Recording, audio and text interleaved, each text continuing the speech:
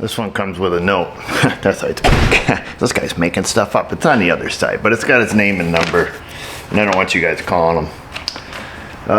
16 Caravan. I don't think it's gonna end well, just to be honest with you. I just took it on a little test drive. A guy just bought it. Low mileage though. Thing's only got like 55K according to the odometer. Real life, I don't know what it has, but that's what it says on the dash. So he bought it, left me a note here, some cliff notes. PO, actual O, 302, number 2 Misfire. Most of you that know the classic Pentastar 3.6 know where we're heading with this thing. If the plugs or coils are pulled, please replace all 6 and any coils need replacing. Training service, oil and filter, the brakes, check the suspension. We'll set that to the side because I think we're going to end the show right here. Started it up this morning, stone cold. Didn't really notice any misfire, but idling in gear, stone cold. I'm like, she's a little rough. You know, you kind of feel it. You know what these things run like. Don't hear the classic, hey, I ate up a camshaft, have a nice day tick, or any of that stuff. So I was like, oh, okay, maybe when it warms up, coil dies or something. So I took her for, I plugged the scan tool in it so we could look at misfire data. And indeed, it wasn't flagging any at an idle. Went for a little rip there, just around the block out on the big road, came back into town, pulled back in the bay here, sitting at an idle. Boom, boom, boom, boom, boom, boom, boom.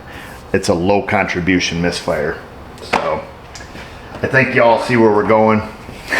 That's the most Georgia thing I've done all day. But it's early yet.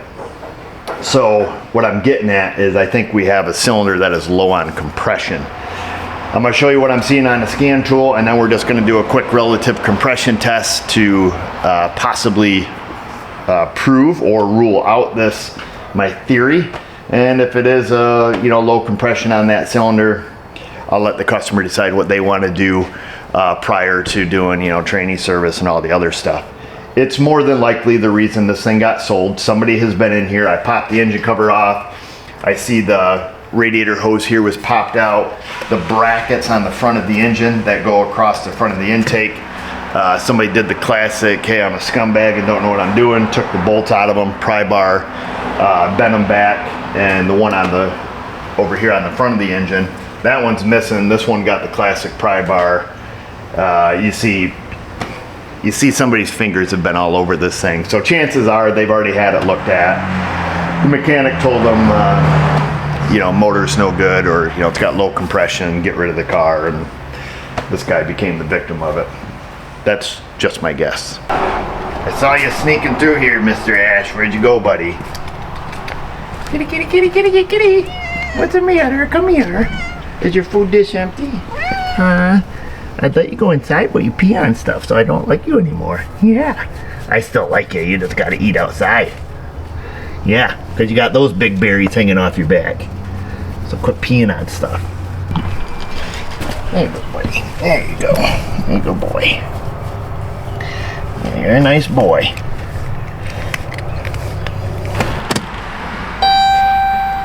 There's some mileage here.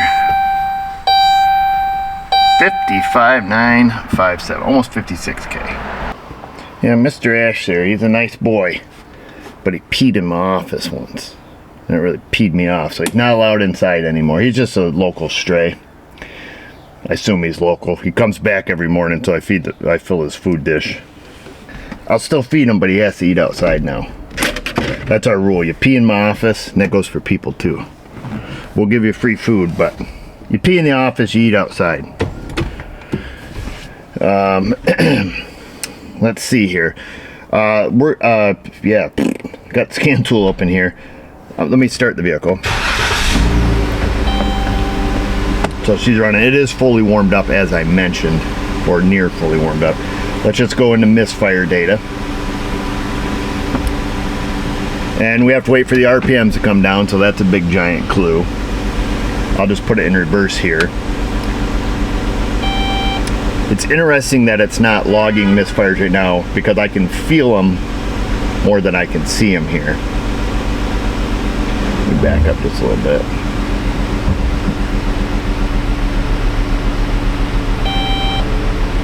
Because I can feel a misfire right now, even though it only logged just the one there.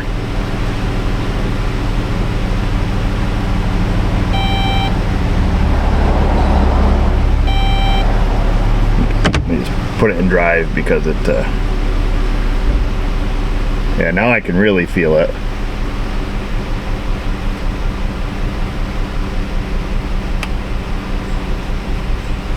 Alright, yeah, we're seeing it count up there.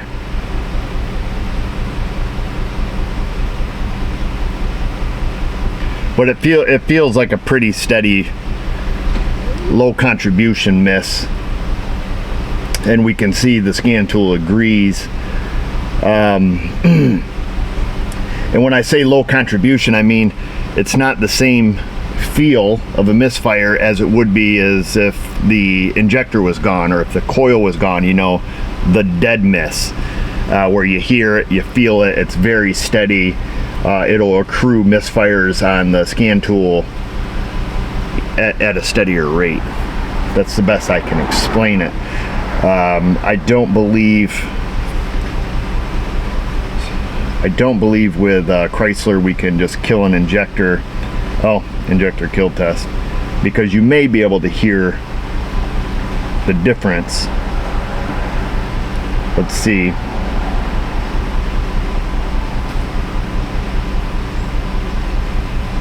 Oh, I thought it said we had to have the test running, or the engine running here. Must be running and at operating temperature, which we are. Let me put it in park. Maybe that was flagging it.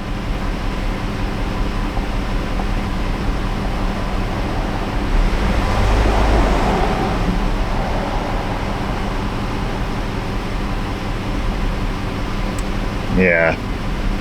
Let me just kill a different injector here.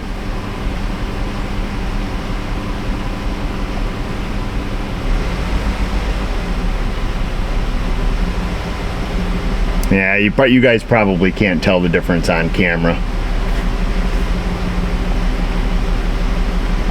Gosh, did it turn that injector back on? I was gonna say, I didn't think so. Let's go like this. Just recycle our key here. I was gonna say, it sounded like that misfire stayed.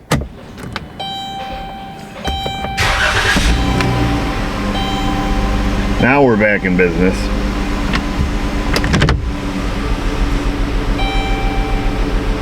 But with the RPMs being up here just a little bit, I don't know, we're just shy under 1,000. I have it on here. No, it doesn't have the RPMs on here. With the RPMs up just a tiny bit, the misfire goes away. I don't want to say completely, but enough so that it won't count here on the misfire monitors. We have to wait for that idle to come all the way down, and I think that's why we weren't hearing it, you know, cold this morning. Engine's running richer, a little higher RPM. And the thing is as well, when you're driving down the road, just cruising steady, you don't feel the misfire either.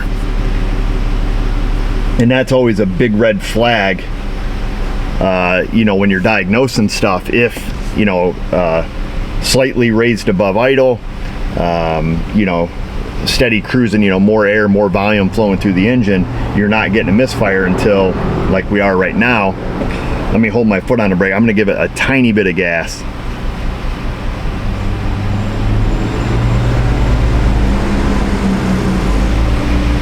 So there's about 1,000 RPMs. And you see the misfire goes right away. And well, I ain't gonna show you, but yeah, I'm about 1,900, somewhere's in there. Let it go back to an idle. And there we are. So big red flag. Let's just do a relative compression test and get it over with. You almost don't have to. You can hear it when you crank it. Let me show you. See, even sitting here idling in park, so I put it back in park. Well, it is starting to count up there, but not near as fast as when we put it in gear. You got to get them RPMs down a little bit. But let's do this. Okay, listen to the cadence of this engine. We're in clear flood mode. Pedal to the plastic.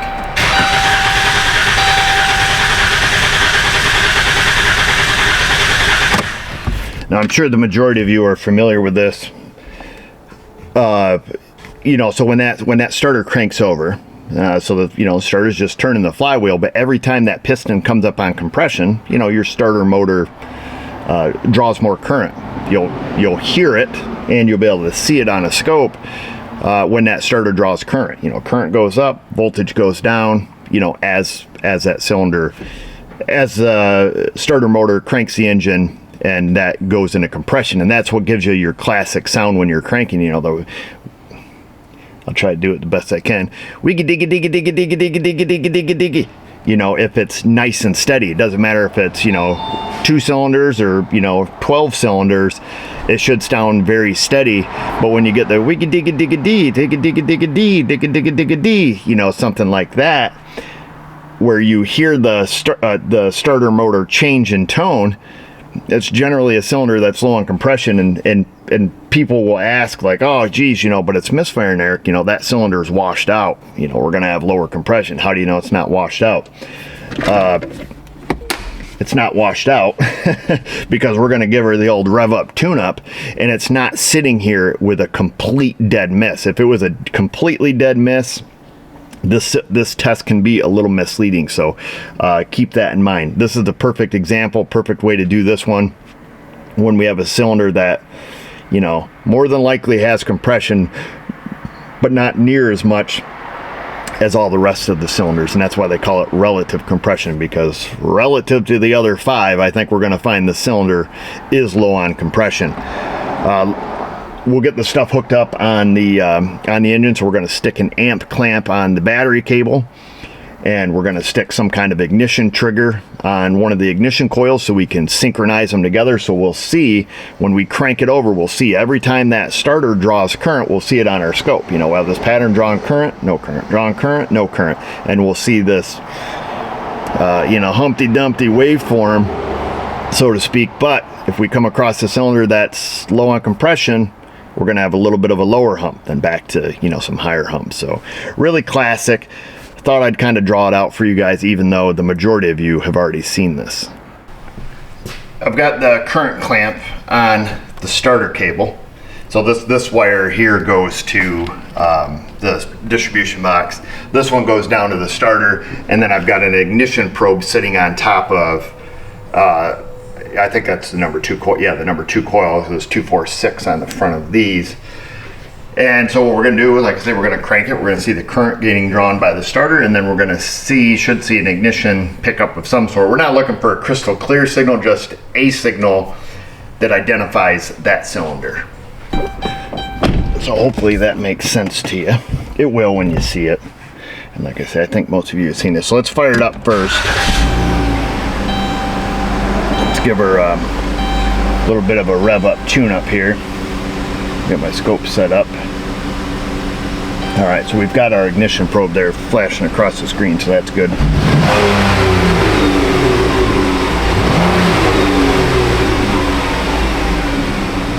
Make sure we still have our ignition identifier here. So okay, so we're gonna shut the car off, key on, pedal to the plastic.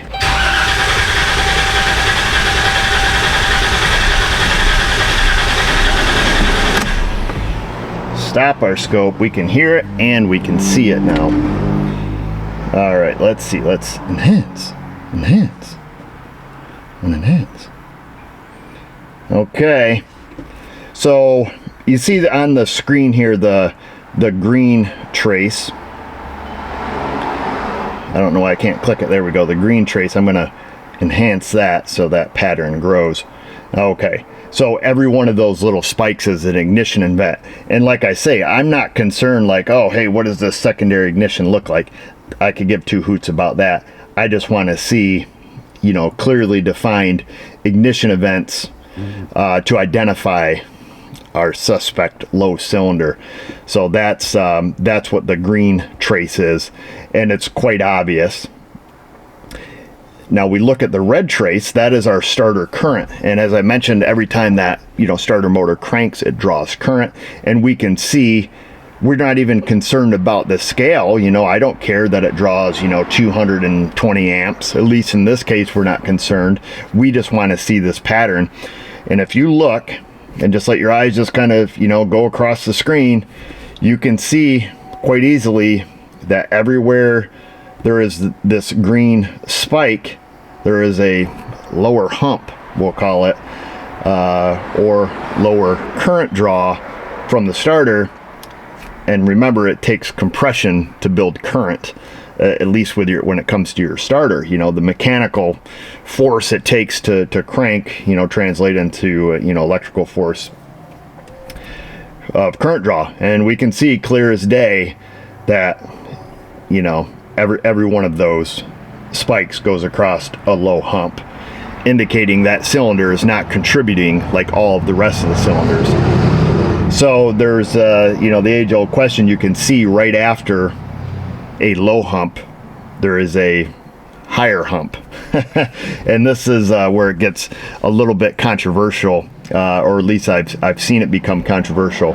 It's always been my understanding, or my theory, that the lower cylinder, so you see, you know, left side of your screen, or pick any of them where the green spike goes through, you know, that is a lower hump. Lower current draw. The cylinder that follows that immediately is always higher, and I assume that's because the starter picks up a little more speed, a little more compression in that next cylinder, and a little higher current draw. That's my big fat guess, and most people agree with that. Some people don't, but it's not uncommon when you're looking at that to see that one cylinder there, like, oh wow, that's weird, that's drawing a lot more current than the rest. But like I say, that immediately is preceded by, or the cylinder that fired previously to that is the one that's low on compression. So yeah, that's it. But then you see the average of the other 4 cylinders there are, you know, pretty normal, except for the one leading after that low contribution event. So it's pretty cut and dry, folks. Not a lot more to look at. I'll kind of enhance that a little bit so you can, oops, hints. So you can kind of see that a little more clearly defined. So that red spike or the green spike is cylinder number 2, and then, you know, just for the sake of argument, we'll just do them, you know, 2, 3, 4, 5, 6, 7, or yeah, 2, 3, 4, 5, 6, 1, and then starts over with number 2, and then, you know, 3, 4, 5, 6, 1, 2, and you can see how the pattern repeats. So that is not the firing order on this vehicle, but I just wanted to take a moment to show you that. At this point, I just have to call the customer and tell them what we see. You know, hey, you got a cylinder that's low on compression. You know, is it in the valves? More than likely, it's a Dodge 3.6, so super duper common. You know, what would be the next step? I mean, if you wanted to take it to the stupid level, you know, tailpipe probe, intake probe, you know, running compression, you know, all of that stuff. But at the end of the day, the engine has to come apart, and, you know, so let's just move on with life. Took longer to explain all this. This is a 5-minute test, and generally speaking, I'll just hammer it out right in the parking lot in just a couple minutes, because you'll hear it as soon as you crank the engine. So don't be fooled by the fact that it took however long we spent doing this. That's not normal. I did all of this for your sake, not mine. So hopefully this is helpful to somebody, but I'm assuming this guy's not gonna be super happy. One thing that would make me super happy is if I saw your comment in that comment section. Insta, Facebook, that's where we're at, folks. And just remember, viewers, if I can do it, you can do it. Thanks for watching.